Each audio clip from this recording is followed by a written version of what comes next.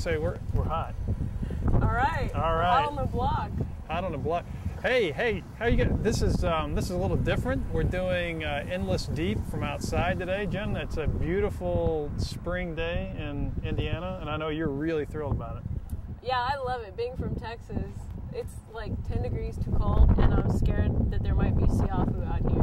But that's okay. But that's okay. Hey, but anyway, this week on Endless Deep, this past week that is, we talked about what it means to be a neighbor. And we got some interesting commentary. Some people were kind of talking about technology. I mean, the technology of how technology has changed what it means to be a neighbor. But one guy, and I asked you if you were smart enough. Can you remember now what it was? Darn. Neighbor has nothing to do with distance anymore. Right, and whether that's technology, but something I was thinking of just last night was that I have neighbors all around that literally I've never talked to. Right. I mean, maybe that's a statement about me. I don't know, but I talk to people in Kenya and Guatemala and India, friends I've made when I've been traveling. I talk to them regularly in pretty intimate conversations, and these are people that are halfway around the world. Right. So yeah, I guess that does make sense that distance isn't the measure of what it means to be a neighbor anymore.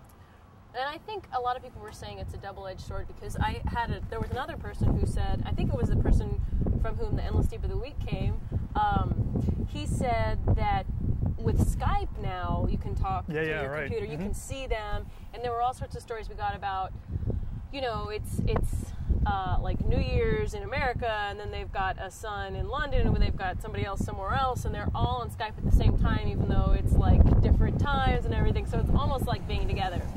But then there was another person who said it's a double-edged sword, because do we not get enough FaceTime? Because, like, for instance, he or she, can't remember, cited that it's stories like the girl who had like 14,000 texts or something made him sad, because it's like that girl would sit next to her best friend and text. Yeah, and right. all like sent emails to the person next to us in the office.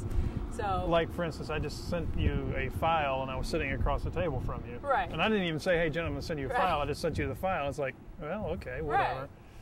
But, I think for me, when I read that book, The World is Flat, and I was actually on my way to India when I read that, and when I got there, I've traveled in developing countries pretty extensively, but when I got to India, the whole idea of what it means to be neighbor was just completely blown away. I mean, you just get a different context for what it means to be neighbor. Right.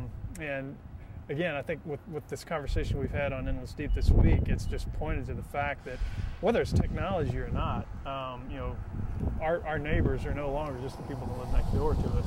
But the thing we didn't really get into conversation about, which I'd like to have a little bit of conversation on, wink, wink, nod, nudge, nudge, nudge, is, okay, so, yeah, we're pretty clear that what it means to be a neighbor has really been changed by technology or whatever, but what does it mean to take care of our neighbors? Right, and I think that's sort of the underlying message is that now, more than ever, we have a responsibility. Since the world is smaller, we can do lots of things, and especially with the war, and technology begets war also, because we have more, missiles and more surveillance, but with the war going on, that kind of connects us to what's happening overseas, because our people are there now, and so I just think it's a perfect time right now to really take responsibility for what's going on all over the world.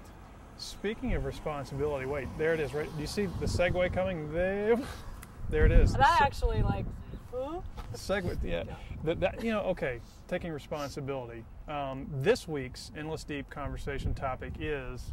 Does God care about the economy? There you go. So taking care of people, that takes usually resources, time, or even perhaps, say, money. Right. So this week, the conversation is, does God care about the economy? Obviously, the economy is maybe a little bit of improvement, but not doing so well right now. You have people that are out of work.